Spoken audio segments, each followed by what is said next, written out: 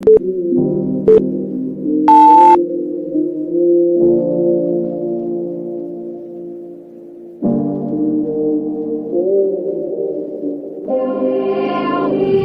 I could count on you. I thought we had a deal. I gave you all I had. Put you in front of friends. It was me and you. For it was one of them. I introduced you to them. I should have seen it then. It was never about me. It's what I could do for you. What you could get about me. Who I could introduce you to. I knew the truth. Still there was nothing I would do for you. A fool for you. You break my legs. Still jump through hoops for you. I thought we had a deal. I thought we had a deal. I thought we had a deal. I thought we had a deal. It's hard to let you go when I'm still holding on. Said I should leave you, I don't need you, should be moving on. This shit is stupid hard, and I ain't ready for it. Said I should leave you, I don't need you, I ain't ready for it. They weren't there for it, no, they weren't there, were they? They weren't there when she despaired to have her prayers working. She wanted to die daily, and I was 9 maybe. I'm on the couch with mom, talking about don't cry, baby. We'll be alright, baby. Yeah, we gon' make it through. I'm scared to death inside, but I know I can't let it through. I ain't know where to turn, I didn't know what to do. You gave me hope when there was none. I owe my life to you. I thought we had a deal. Leave me not ready to let you go. Let you go. I'm begging, don't leave me. Take anything you want, everything if you want it. You gave my life purpose before it had any. You gave me courage when I didn't have any. We were the best of friends before I had any. I gave you all I had. You turned your back to me. You set a trap for me. I never seen it coming. You had me blind to if I didn't want to feel you numb it. You left my life a wreck, and I hate you for it. I'm still in love with you, and I hate you for it. What's up, everybody? Welcome to St. John Live. It is 2023, new year, new blessings. Grateful to be here. Grateful to be back. I've been gone for a few weeks. I've been real busy. My name is Mike St. John. I am in long-term recovery. My sobriety clean date's June the 1st, 2016. Remember, if you're not watching live up top, it'll be a replay. So if you're live tonight, let us know where you're watching from. Hit that heart button. Let's get this shared out to your groups, family members, people struggling. It's a new year, new time to get help. Help is available. But yeah, just grateful to be here. Grateful to be back, man. Got a powerful message tonight. I'm going to give some shout outs here to my sponsors. One Stop Phone Shop out of London, Kentucky. Josh Maxey, Daryl Hudson, 606-657-2750. All your electronic needs, iPad, Android, government phones, whatever. If you're in a sober living home, you need a government phone, hit me up. We'll get you hooked up. But yeah, just One Stop Phone Shop, London, Kentucky. Adam Larkin with GetLive.com. All the Get apparel, man. Recovery apparel, sweatshirts, hoodies, beanies. Adam Larkin doing big things in the recovery community. Like I said, post your sobriety clean dates. Let me get mine in here. 6/1/16, Richmond, Kentucky. The big rich city, the 859 to the 606. Yeah. If you're out there struggling, you run across this message. We have male and female beds available, actually all over the state of Kentucky. If you're struggling, reach out. MAT friendly, NACA, CRDA, whatever. Shout out to the Protea Center in Somerset, Kentucky, 606-485-9323. They have detox. They have short-term treatment, IOP, OP. Protea is doing big things, man. Grateful for Rob, Jen, Terry, the whole Protea family. I got to see Stephen Kidwell today. He was up in Rich City. I got him on camera. Yeah, I got you on camera, Kidwell. I'm going to get in these comments, man, give out some shout-outs here to all my supporters, man. Listen, I am grateful for you all. I started this page a year ago. I didn't think it would be what it is today. And you know, it's not about me. It's about the page. It's about the message of hope, because that's how I got help, is hope coming from others. You know what I'm saying? We're just a messenger. We're nobody special. Robert Martin from the Hope Center, 4/21/21. Stephen Kidwell, I see you. Kidwell for president, 2024. Paul Martinez watching from Quincy, Washington, 6/9/19. Just hit 1,300 in 3 days. That's awesome. Got Brandon Walters coming in from the Corbin's house. Ashley Jackson coming in from the Walker house. Alicia Dale Walters coming in from the Jasmine's house. Mark Sanford, I see you. Beth Hale, 8/4/19. Lisa Marie Reed, all the way from Indiana. Got my brother in here, Nick St. John. I love you, bro. I'm still prettier than you. Don't get it twisted. Alexis Cutshaw, what's going on? Welcome. Beth Hale out of Liberty, Kentucky.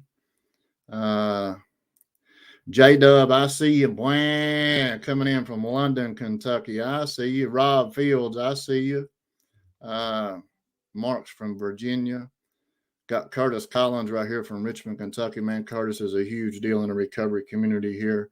He is the vice president for the dry dock over here in Richmond, Kentucky, doing big things. Always helping somebody, man. He plays a huge part in Corbin's house. And me and my wife couldn't thank you enough, bud. We love you. Paul Pickett, my dog, 217 for life. Paul was my roommate back when I was at the Hope Center, bro. And yeah, he couldn't get up on time. And Dave Brown told him, said, listen, if you don't start getting one more issue, you're getting discharged. That's right. And every morning I would pull him out of his top rack to keep him from getting in trouble. So, Paul, you owe me for life, bro. Pam Yanish, yeah, it's been a long time. We've been busy.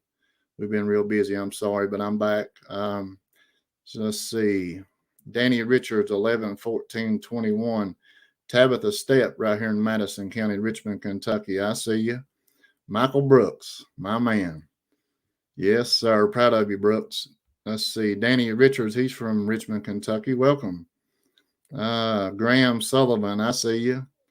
That's my guest son right there. Welcome, Graham. Good to hear from you again. And there's my wife, the boss. Listen, we was coming out of Walmart today, and she said, I'm going to fire you. I said, you ain't firing me. I quit. You hear me? I love you, Marie.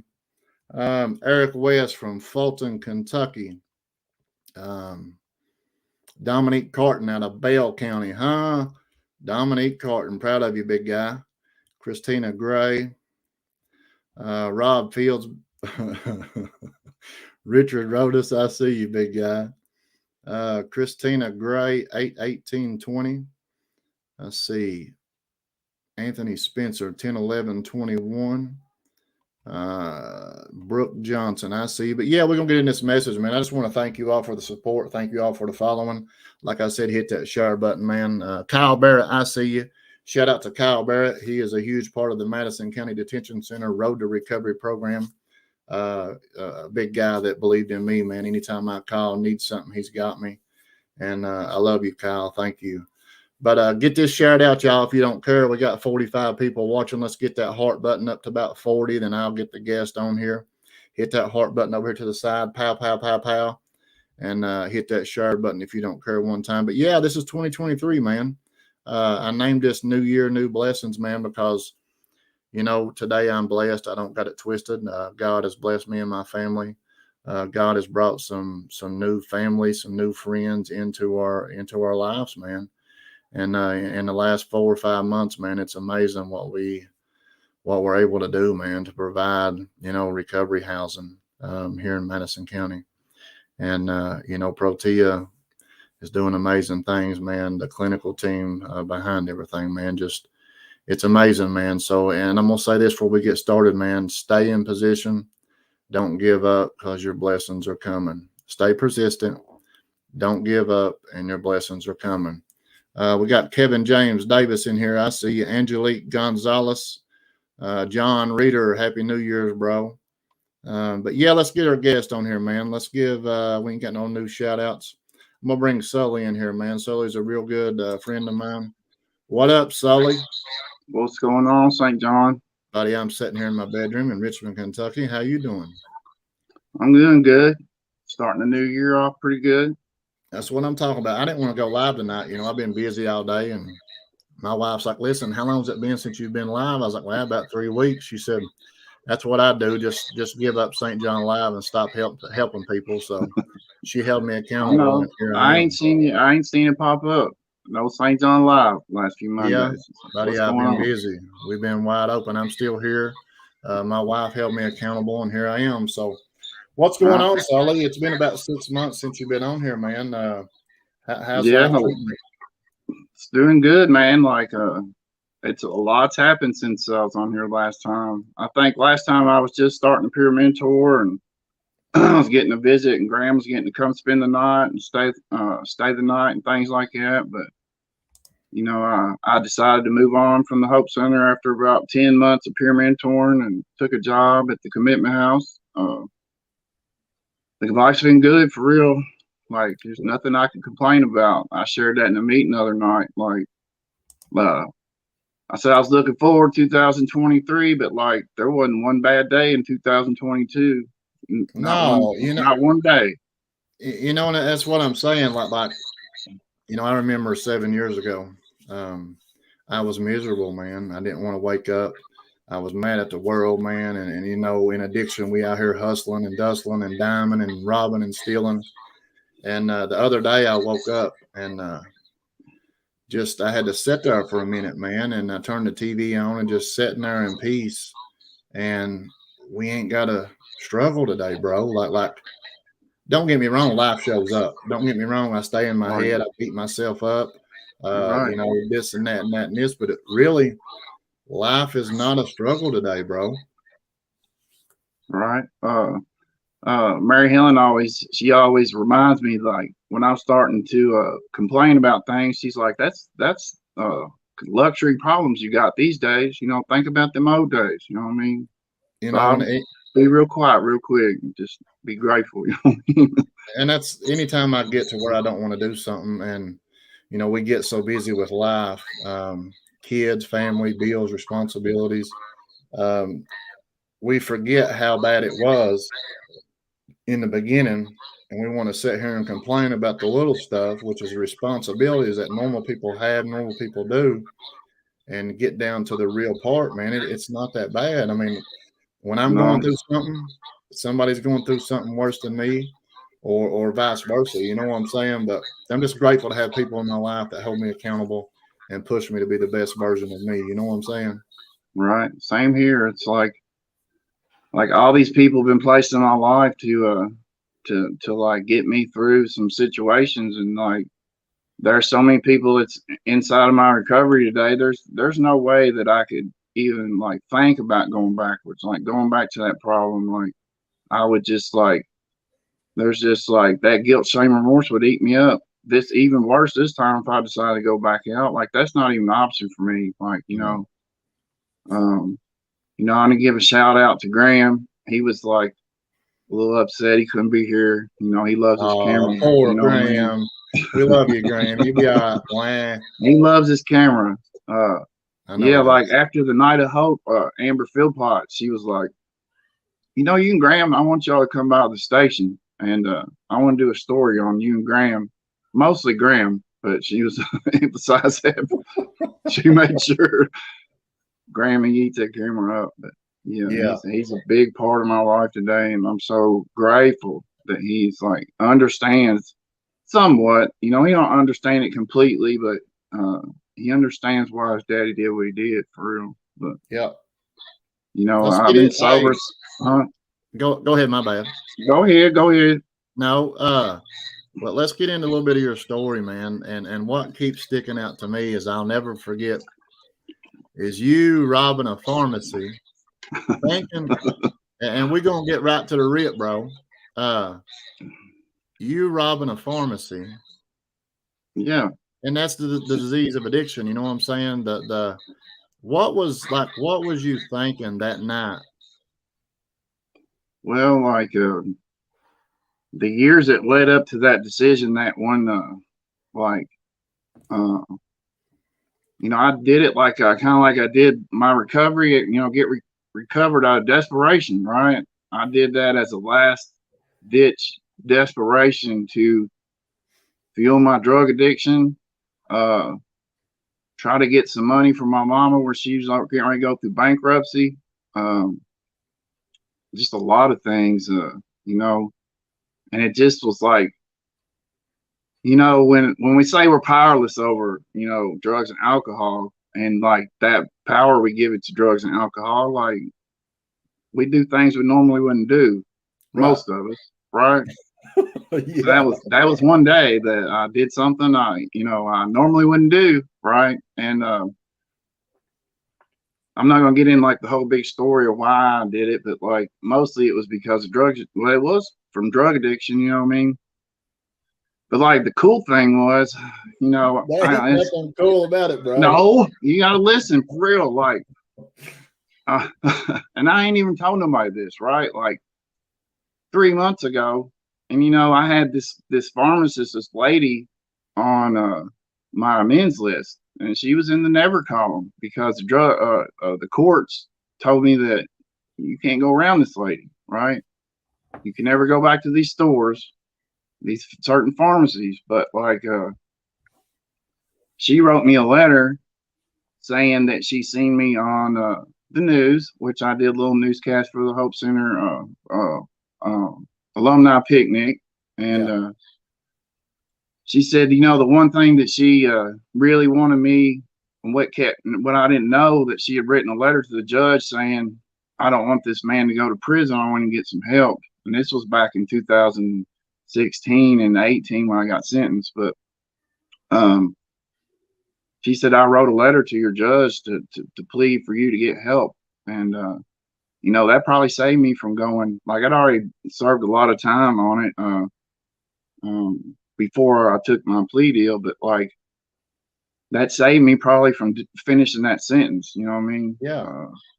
And said she seen me on the news. She was proud of what I was doing, and she could actually sleep at night after she seen what I was doing. Right. And that's like, just talking about it makes me choke up. But like, that's some amends that I didn't even have to put anything to it. You know, God did that part of it for me. Right. And that's the amazing part, because that's what I remember you by. You know what I'm saying? I mean, I've known you for a while, and you know, every time I see you, you know, that's just what I think about, bro. That just shows you the power, how we are powerless over that next one, and we're willing to go to any length. You know, some of us get caught, some of us don't. Right. But that's neither here or there, man. But you know, from you to go from where you was at on TV, the news, blah blah blah, to where you're at today. You know what I'm saying? And that's the blessing of getting to sit back and watch people transform and get on the path, the right path that's laid out in front of us, and become the man that God designed you to be. And I'm super proud of you, bro. Like, for real. Yeah, I know you are. You say it all the time, and like that's the parts I was talking about, like placing people in my life. And I didn't know when I came through the program in 2018, all of y'all was peer mentors, and you had your big old, and I'm gonna say this, I'll say it every time, you had your big old gold chain on, and you thought you was the man, right? And I didn't like you for real. Like, you get up and like all these people would celebrate. I remember Donnie celebrating, and maybe Reader, and you'd always get up there and be on that mic saying something. I'd be like, man, who is this guy? Like, go back to detox. No. Because I knew that's where you work. That's what I meant. Not go back to detox. Yeah. You know what I'm saying? But yeah, so like, and what's crazy, when I came back, I've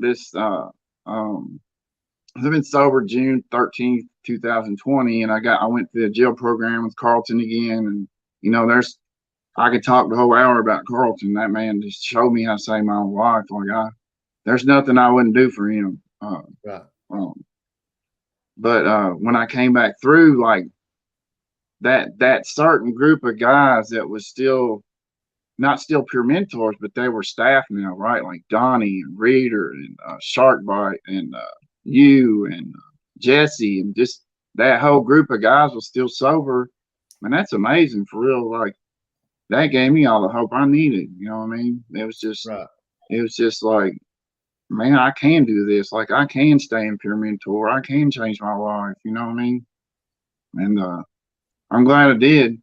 Last time I went home because I thought everybody needed me.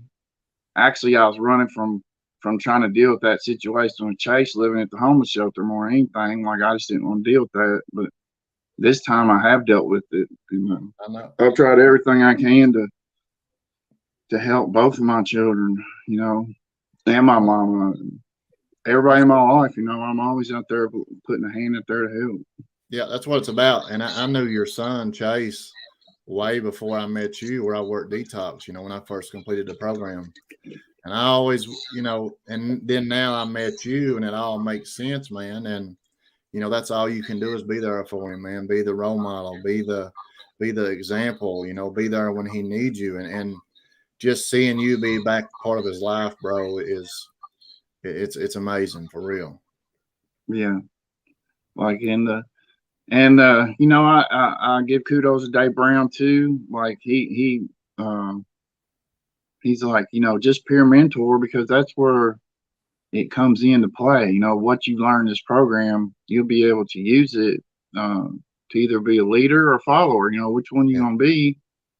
You know, I'm a survivor and I'm a leader, and sometimes I'm a follower. You know, I'm all three sometimes. But you know, and then working for Travis, you know, Pappy, like, I didn't want to go work for Travis. Like, I didn't even know Travis, and I thought he was just an a-hole, right? But he wasn't. Like, he's like my brother now. Like, I didn't know he's almost the same age as me, for real. You know what I mean? What, We're both 55? 35, you know, we're both 35. Yeah, whatever. But anyway, you know, having Reader and Pappy there, you know, teaching me life lessons every day, you know, and being like open to their suggestions and not being like so stubborn that I'm not going to take them. Like, yeah, I'm going to listen to them. Like, Reader gave me so much advice about getting my license back. Cause why? Cause he had to do the same thing, you know.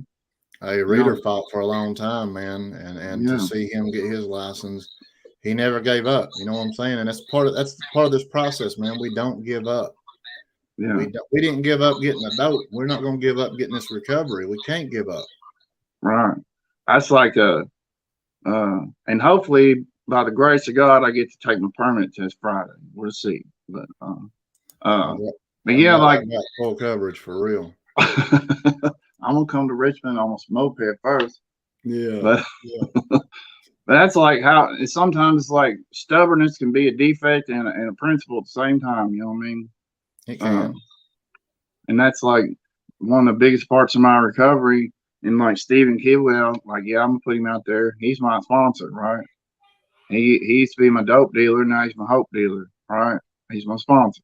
You know, I gave all kinds of money to Stephen to get high, right? But now he's giving back to me and helping me, you know, get through life and and be my sponsor. You know what I mean? That's something that he says I got attachment problems because I don't want to switch sponsors. I was like, well, heck no, I don't switch sponsors. All right, you're gonna be my sponsor for life, no matter what program we're in. Right. But no, like it, you know, that step 6 and 7 is a big part of my recovery. That's me right there. You know, I take away some of these things that's wrong with me, and all I'm left is me. Right? What am I gonna do with it? I'm either gonna go upwards or go back. You know what I mean? Like living on principles is a big part of my life. It is, and I'm glad you said that, because, you know, at the end of the day, if everything we have is taken from us, materialistic stuff, the shoes, the gold chain, whatever, you know, even our family, you know, are we okay with it's going to hurt? Don't get me wrong, but are we okay with us, ourselves, in a room? And that's something like Dave Brown taught me that, you know, he said, listen, you know, when you can sit in a room by yourself and be okay with whatever's going on around you, then you're free. You know what I'm saying? Because, you know, God's always with us. God's never left us. We left God.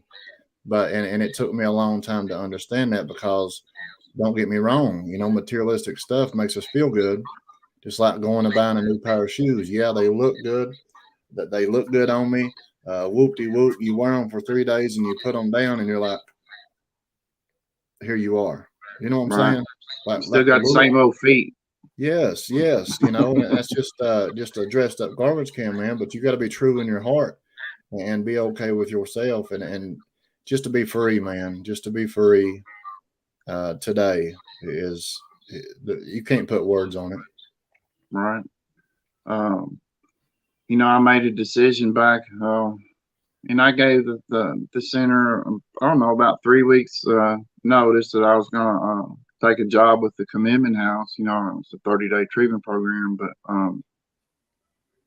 it was set up where I'm going to work at to teach class and to like bring in people straight off the street and like get them into detox for a few days and then get them head cleared up and, you know, try to make them make a decision. That's just something I've wanted to do the whole time. I've thought of my future plans, and I just fit in good. So I decided to take that job, and it was a little fearful. And you asked me about that before we come on. It was a little fearful, changing, because, you know, change is so uncomfortable, you know what I mean? And nobody really likes changing, you know what I mean? But, no, but if we ain't changing, we ain't growing. You know what I'm saying? right. I remember when you decided you was gonna leave the Hope Center, I was sitting right there with you, right? And you was upset and crying and upset and like you didn't know really if you was making the right decision. No, But like you felt it in your heart, and maybe you had to ask a few people, you know, I'm good with what I'm doing, and this is what I'm gonna do, and I feel like it's in God's plan that this is the way it's supposed to be. But, it is. And I was fearful not about getting high or drunk, but I had got into a routine of spending my weekends with clients. You know what I'm saying? And you know, I was missing out on my kids' life. Because the weekend is when people do stuff as a family, cook supper, breakfast, whatnot, whatever. And it started bothering me. But now I had opportunities that came into my lap, man, and you know, I was fearful to leave, and I was like, you know, what am I going to do? What am I going to do? What am I going to do? But you know, when God opens that door, you have a choice whether to look at it or go through it. And I am grateful that I went through it, because I had a lot of people that, you know, had my back, but walked through that door with me. You know what I'm saying? right, yeah, It's not, we got to touch the fire to see how hot it is, but I knew I had done my part at the Hope Center. You know what I'm saying? I mean, I've been there for a right, long time, and I was knocking other people out of the blessings that I got at the Hope Center. And if I hadn't have left, we wouldn't be doing what we're doing. You know what I'm saying? And the people wouldn't be in my life that's in our life today as a family. You know what I'm saying? And that's part of growth. Being fearful, you know, it was a healthy fear of the unknown. But if I had faith, what are they to be scared of? You see what I'm saying? Like people's like, right, well, if you quit working in treatment, you're gonna get high or drunk. That's bullshit. You know what I'm right, saying? Like that's a lie. And if yeah, you mention you're going to leave working in treatment at a treatment facility, is what I'm talking about. yeah, Well, he won't make it long, or you know, this is his crutch, this is his circle. You know, there's all kinds of stuff people right, say, but honestly, it's not even about the drugs or alcohol. You know what I'm saying? Like yeah. people quit working in treatment, they're growing. I It's got like a before. it's like if your actions are in the same gear as your mouth is, right? You ain't gonna let people down. Like you're gonna continue to do what you're supposed to do. You know what I mean? Because listen, the obsession to use is gone. It has Right. been removed. You know what I'm saying? That's straight. That's a cold piece. You It know, is. the thought of getting high or drunk has never crossed my mind in a long, long, long, long time, because I say I, but I mean we. Me and my family are involved in so much that there is no way in hell I would give away what I have going on, the blessings, for a quick fix, a quick feel good. That's going to No, it ain't cause working. it's going to cause more trouble when I sober up or tomorrow. And I don't listen. The picture is clear. I can play the tape out and see the end of it. And drugs and alcohol don't fix no problem. Period. Yeah. Sometimes I'll have these crazy dreams that I use in my dreams. You know what I'm saying? And like I'll be like, oh no, I messed my sobriety date up and all this stuff in my dream, and I'll wake up and be like, you know what? I'm glad that's just a dream. You know what I mean? I'm good. You know Yeah. what I mean? It's just, and I have, you know, that silly things like that happen all the time. But You know, I seen like I went to the Night of Hope, and me and Graham had a video for it, and it was maybe 3 or 4 days before I moved on from the Hope Center. But I seen like how well people appreciated me and like loved me for real. Like, and I ain't never felt that before in my life, you know. And it made me a little more confident on that decision that I made to you know, grow. Right, I had to grow and keep on being what I was meant to be. And I showed a lot of people, you know, that peer mentor that came in behind me, like, you know, this is just how we do it over here, and you know, y'all can take over and like give them other guys a chance to do what I did, and you know, give them some confidence to do it with. You know what I mean? That's what it's about, man. You know, planting a seed. That's all we can do is plant a seed. But you know, I had a guy reach out today. He was in the Hope Center with me in 2016. And that's not only one Hope Center client, but, you know, he reached out needing help. And he's supposed to come and get a bed in the morning. But it's just amazing to be that we're able to do what we do here in Richmond, and people that I helped back in 16 and 17, you know, that's chose to go back out. Now, I don't judge them or nothing like that. Listen, you're alive. You're not in jail. Let's get you some help. You know what I'm saying? Because, you know, recovery is a 24/7 process, man. You know, helping people, meetings, you know, big book, God, fellowship. That's what it's about, man. You have to be doing most of that every day of your life. Now, don't get me wrong, you got to have family time. But me and my wife go out, we talk about recovery stuff, or, you know, that's our new life is about recovery. And it's hard to go out on a date and not talk about recovery. You know what I'm saying? Yeah. Right. I don't have any dates, but I know what you're talking about. Really? Yeah. That ain't what you were saying earlier. Whatever. I didn't say it earlier. You know, Graham, you better get your dad. Yeah. So where are you at today? What are you doing today? Like I said, I'm at the Commitment House. We open up here in a couple of weeks on Broadway. Looking forward to like really just like trying to help people make a decision. You know what I mean? It's only you can't like go through the steps in 30 days, but like you can really help somebody try to make a decision. You know, you want this life or this life, you know what I mean? And you know, I'm still actively like super active in the Green Grant. You know, we have helped like so many people. It's crazy. It's so like in a year's time, it's like 80 restorations or something like that, or working on towards 80. But like how many people's lives have changed from getting their smile back? Wow. You know, it was a thing where, you know, I held on to defects until I could get my smile and like be actually show how happy I was on the inside and smile and just be confident. And like, and I said this last time I was on here, like I wouldn't be doing this if I hadn't gotten my grant and got my smile back. Like, you know, I went to the Women's Hope Center and did my lead over there, and like, no way I would ever do that, you know, without my smile. Just, you know, and it's sorry, you know, sometimes it's bad to say that, but like, I just wouldn't have the confidence, you know. No. I thank God for that I found Mary Helen and Jimmy. They're the ones that run it, but you know, Yeah. Thank God. So, you know, ever since you left the Hope Center, you went and got peer support certified, correct?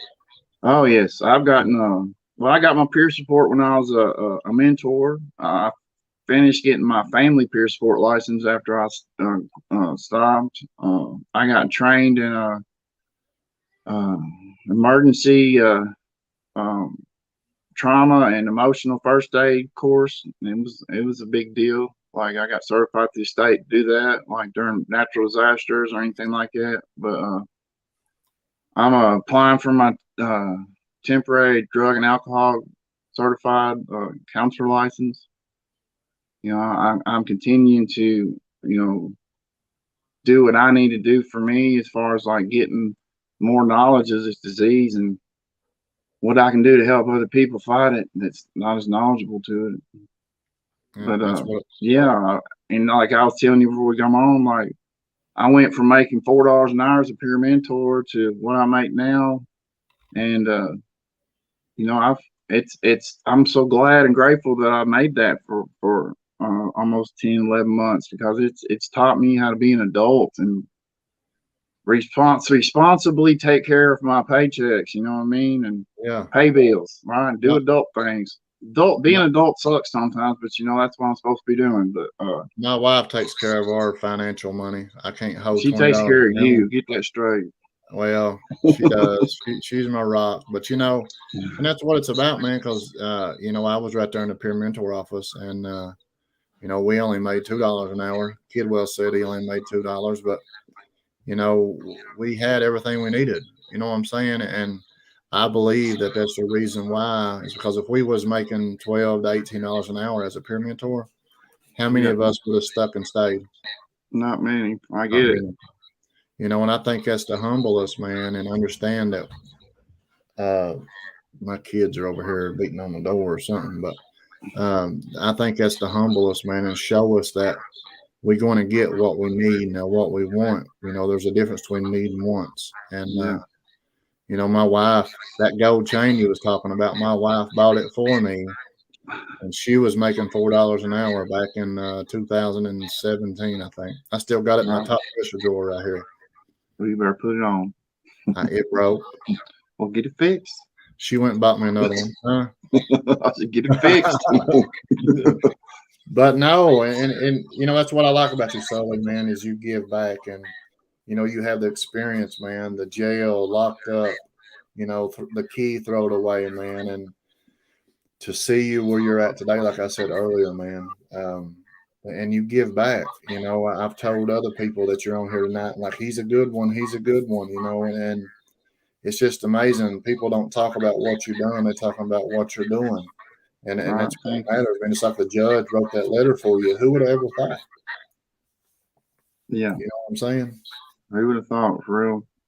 And like go ahead. Go ahead. I was just to say, like all my time added up, I've been sentenced to like 29 years in prison from the age of 30 to 48. I ain't done all that, but like doing 9 flat off and on, you would think a person after doing that over and over and over that you would just change. Like, you got your family telling you, like, you've been in prison so much, why can't you just change, right? Well, I just didn't know how to. You know what I mean? I'm like getting stuck in that survival mode, and I come out of jail or prison, and I'm fresh. I'm waiting to see the parole officer. I just seen him, and I'm trying not to use, I'm white knuckling it. And I used one time thinking I can get away with it. And like that survival instinct kicks in because I've been in jail so long. Right. Thinks I can't. My brain's programmed to think, well, I can't survive at all now without it. You know what I mean? So it's I'm just blessed to finally just figure out and make a decision. This last time I was incarcerated with Carlton, really, he helped me so much. Like, grow up, boy. You know what I mean? Yeah. Yep. I hear him saying it now. Grow up, boy. And and that's really the truth. You know what I'm saying? We had to grow up, but I grew up around drugs, alcohol, money, guns, whatnot. My dad OD'd at 70 years old. My stepdad just got 8 years at 69 years old. Due to trafficking and stuff like that. But, I never dreamed that, number one, I'd be clean and sober. Number two, I'd be a father. Number three, I'd be a faithful husband. And number four, be a hope shot to the community because, I knew there was an end coming of drug addiction, stealing, manipulating. But, I loved the lifestyle. I loved having the power. You know what I'm saying? Because when you grow up poor with nothing and you become something, it's a lot of power, man. And today it's not about that, man. It's, just being free, it's just, and normal people are free, and we'll never be normal. We're the kids over in the corner, but it took me a lot of growing up responsibilities. It took me to learn how to be a man. My sponsor, he gave me every suggestion when Marie got pregnant. When we got married and moved out to a 1-bedroom apartment, 2-bedroom apartment, then we moved to Richmond. He said, Mike, it's time. You can do this. This is how you do it. And that's what I needed in my life. Somebody to say, hey, this is how you do this. this is what you need to do this. This is what you're going to have to do this. Instead of, let's sell a pound of weed to make $200. You know what I'm saying? Right. That's the stuff that I was taught, man. It's just, my kids don't have to see what I saw growing up, and that's the blessings of being in recovery and having God in my heart, bro. Yeah. I'm not perfect, but I won't give up. You know what I'm saying? Right. I'm kind of blessed. So really, I got like 2 friends that one of them, she's right there, like got almost the same sobriety amount of time I have. And like, we talk a lot and like, just like support each other, hold each other accountable. And, that helps a whole lot.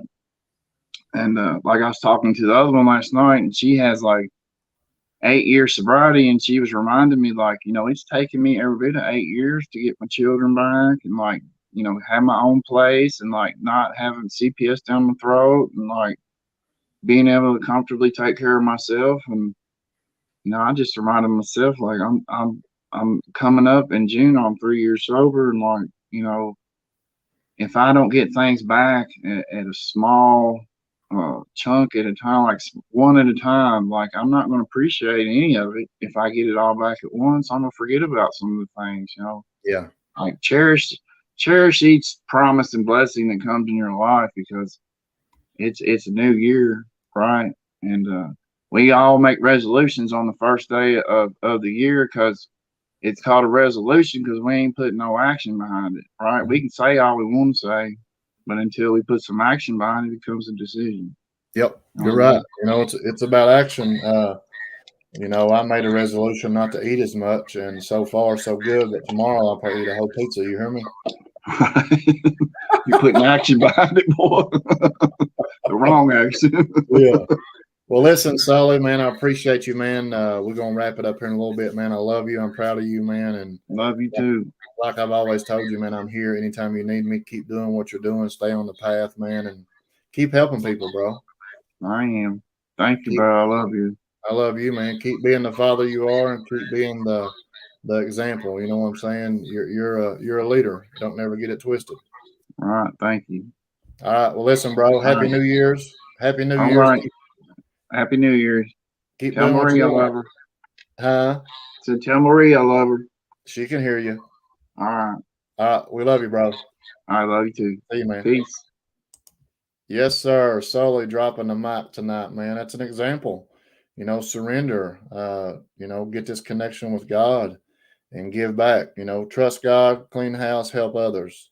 It's that simple, man. But listen, if you're out there struggling, you watch this video and the red light's not on up top, you're watching a replay. We love you all, man. Don't give up. There is hope. We have beds available. Shout out to Protea Behavior and Health Counseling. Shout out to my wife at the Jasmine's house, the Corbin's house. Bobby Rodell out of Illinois, man. Thank you for everything you do, paving the way.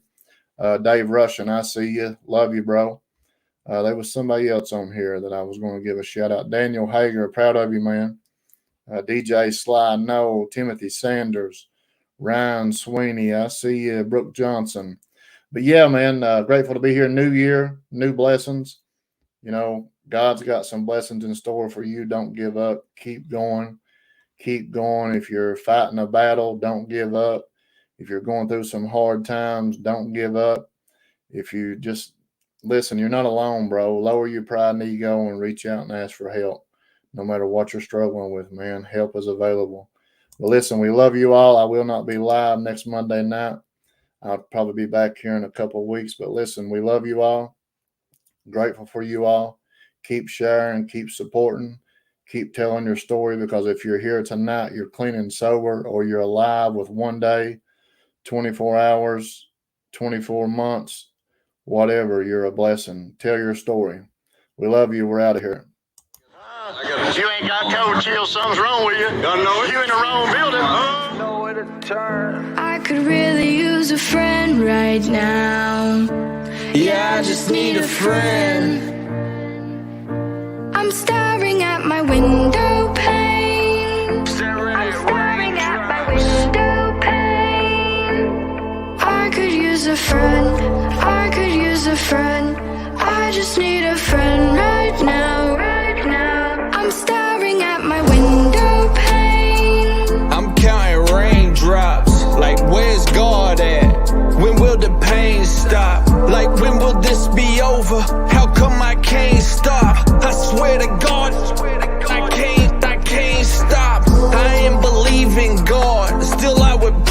to him. When no one else around, when they brought them trays to him.